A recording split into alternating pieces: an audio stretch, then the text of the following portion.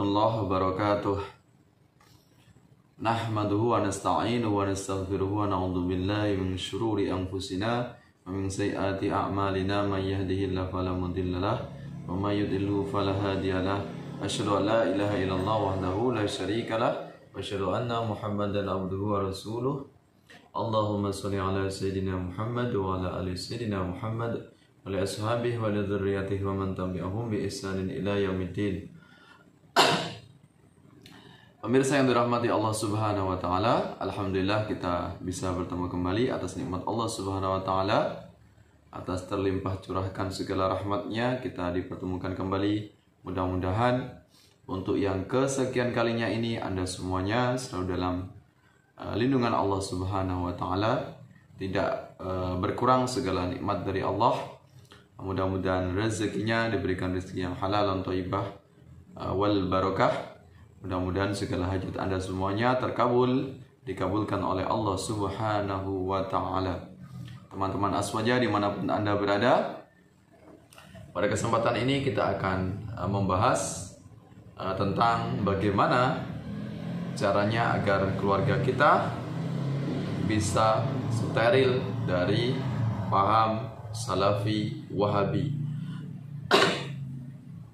Untuk membentuk keluarga yang berpaham Ahlus Sunnah wal Jamaah, keluarga Aswaja yang ideal, maka hendaknya perlu kita perhatikan sejak dini, sejak awal pendidikan anak-anak kita. Jangan sampai kita abaikan. Harus benar-benar kita selektif dalam mendidik anak-anak kita.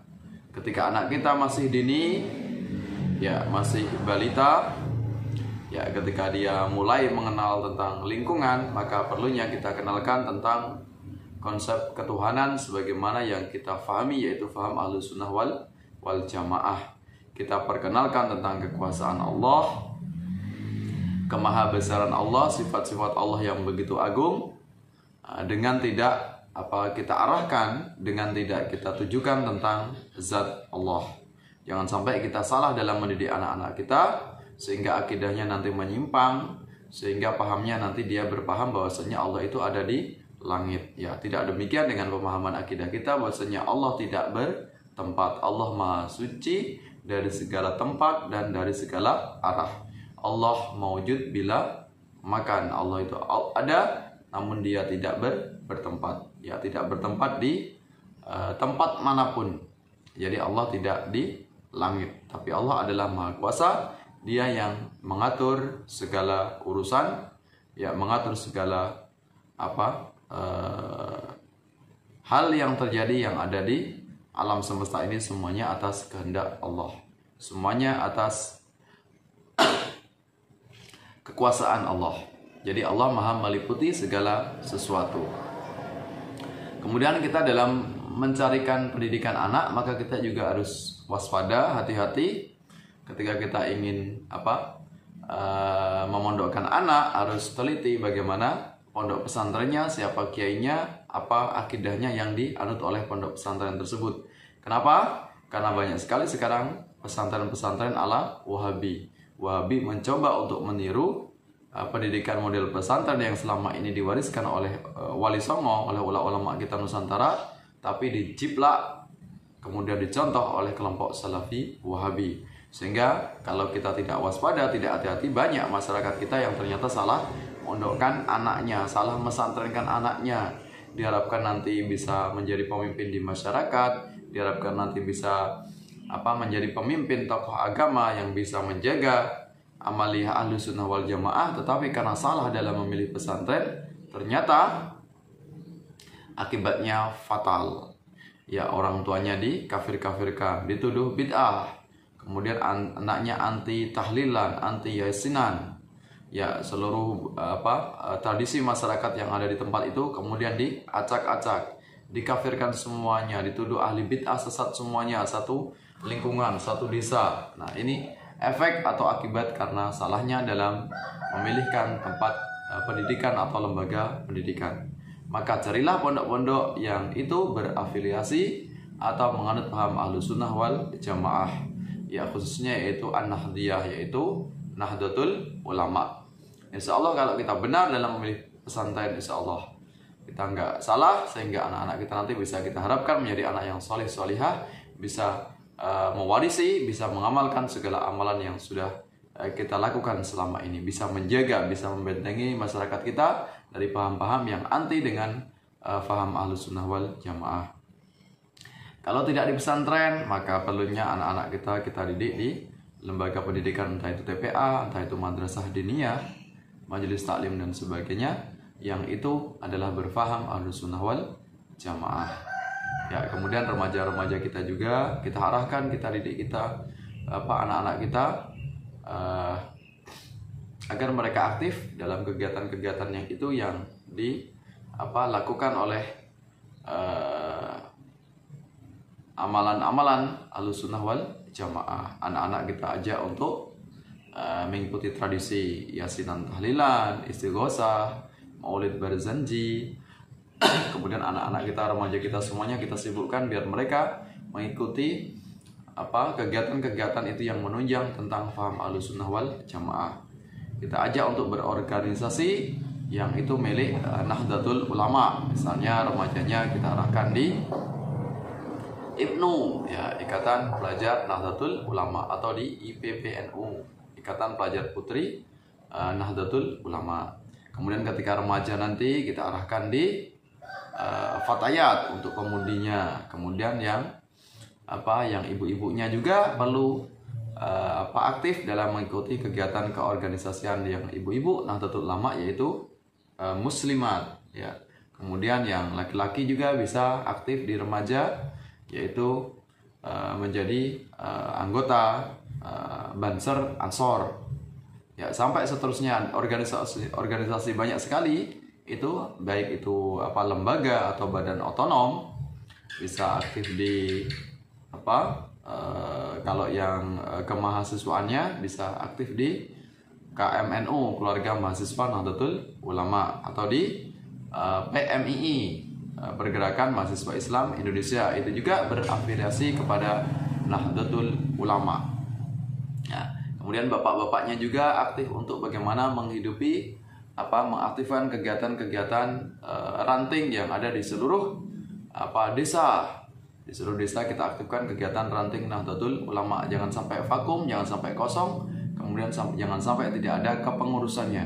Karena tujuan dari ranting ini adalah bagaimana membackup, melindungi amaliyah-amaliyah di setiap desanya, masyarakatnya, sehingga tidak kecolongan nanti paham-paham radikal, paham Wahabi, jangan sampai masuk ke sebuah desa tersebut. Nah, perlunya musyawarah, perlunya konsolidasi para tokoh-tokoh agama yang ada di setiap desa. Mereka senantiasa bermusyawarah untuk mengadakan saling komunikasi, jangan saling melemparkan tanggung jawab, jangan saling mengabaikan, sehingga nanti acuh tak acuh, sehingga amalan-amalan di sebuah masyarakat yang ada di masjid-masjid semuanya bisa terjaga amaliyahnya, bisa lestari. Nah, ini fungsi dari para pengurus ranting, bagaimana menjaga amaliyah-amaliyah di setiap desanya, setiap masjid, lembaga majelis taklim dan sebagainya, jangan sampai kemudian masuk kelompok Salafi Wahabi. Jadi tugas pengurus ranting bagaimana melindungi, mensterilkan setiap desa masyarakat kita di seluruh Indonesia untuk jangan sampai kemudian terkontaminasi masyarakatnya, jamaahnya dari paham sesat Salafi Wahabi. Nah, kemudian remaja-remaja kita juga kita ajak aktif bagaimana dia berinteraksi dengan media sosial. Jika mereka ingin mendengarkan kajian, kita arahkan bagaimana mereka mengikuti kajian-kajian yang itu adalah dari tokoh Ahlus Sunnah wal Jamaah, dari tokoh Nahdlatul Ulama. Ya, kita perkenalkan tokoh-tokohnya, para dai-nya, jangan sampai mereka kemudian salah dalam mendengarkan kajian atau salah mendengarkan ceramah-ceramah yang itu bersumber dari kelompok radikal, pahamnya yaitu kelompok Salafi Wahabi. Karena kita tahu dakwahnya Salafi Wahabi ini gencar melalui media sosial. Karena kebanyakan korban dari Salafi Wahabi adalah orang-orang yang bodoh dalam pengetahuan agama, orang awam, orang yang sangat minim pengetahuan agamanya. Mereka para remaja tanggung yang mereka juga tidak mondok sama sekali, sehingga mereka mudah untuk dipengaruhi. Mereka ingin belajar agama secara instan, secara cepat, tapi ternyata salah dalam mengaji, salah menyimak kajian-kajian yang ada di media sosial, akhirnya fatal. Kemudian yang selama ini dia mengamalkan paham Ahlus Sunnah wal Jamaah, kemudian akhirnya lantang melakukan perlawanan sehingga merusak amaliyah yang ada di sebuah lingkungan atau masyarakat tersebut. Nah, jangan sampai anak-anak kita semuanya sampai mereka salah dalam memilih media. Ya, kita arahkan di website Nahdlatul Ulama, channel-channel Aswaja Ahlus Sunnah wal Jamaah Nahdlatul Ulama, kemudian juga YouTube juga. Jangan sampai salah dalam menyimak atau menikmati kajian-kajian apalagi itu bersumber dari kelompok Salafi Wahabi. Anak-anak kita juga kita perkenalkan sejak dini tentang organisasi Nahdlatul Ulama.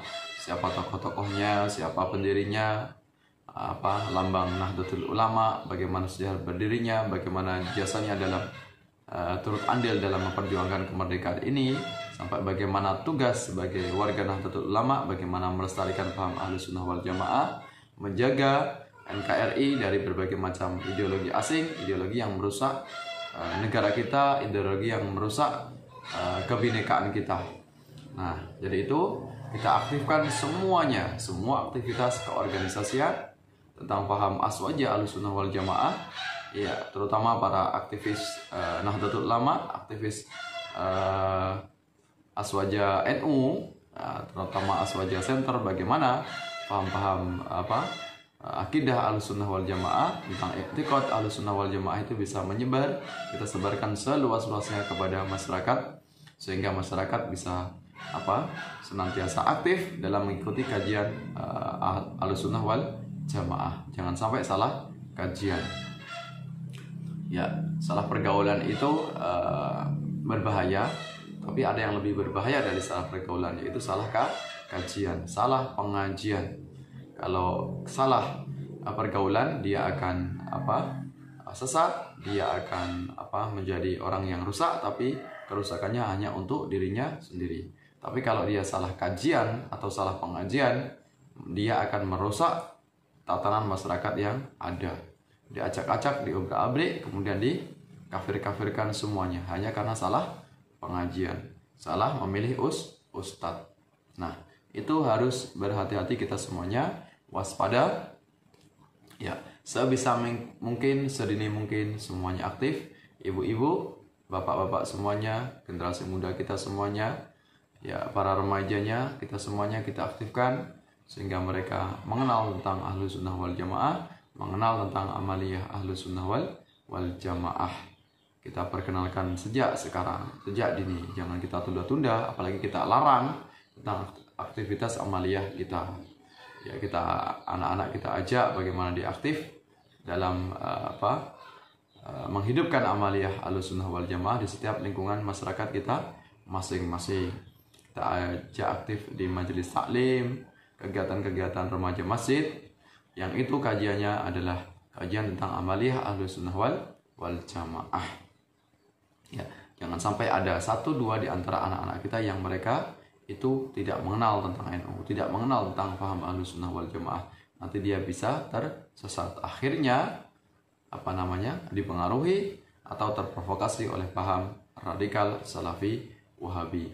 Fatal sekali dalam sebuah lingkungan masyarakat jika sudah muncul 1-2 kelompok paham Salafi Wahabi, nanti bisa diacak-acak segala amaliyah yang ada. Maka sebelum itu terjadi, sebelum kita terlanjur masjid kita dirampas, direbut, diambil alih oleh kelompok-kelompok Salafi Wahabi, kita lindungi semuanya. Masjid kita, aset kita semuanya, majelis taklim kita aktifkan semuanya, lingkungan kita, masyarakat kita jaga. Kita sterilkan keluarga kita, masyarakat kita, lingkungan kita dari faham Salafi Wahabi. Insya Allah negara kita akan makmur, akan damai, akan sejahtera selagi faham Ahlus Sunnah wal Jamaah terus ada di muka bumi ini.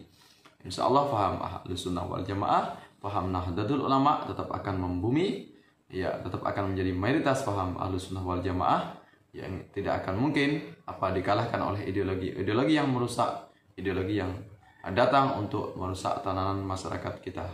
Ya, insya Allah itu beberapa tips agar masyarakat kita, lingkungan kita, terutama khususnya lingkungan keluarga kita steril, aman dari virus Salafi Wahabi. Insya Allah mudah-mudahan bermanfaat, mudah-mudahan Allah senantiasa menjaga diri kita, keluarga kita semuanya, lingkungan kita, masyarakat kita semuanya, desa kita, negara kita semuanya tetap terlindungi, terhindar dari perpecahan, negara kita aman damai sebagai benteng Ahlussunnah wal Jamaah, ya Nahdlatul Ulama, ya tidak akan pernah hancur dari serangan berbagai macam ideologi asing yang merusak.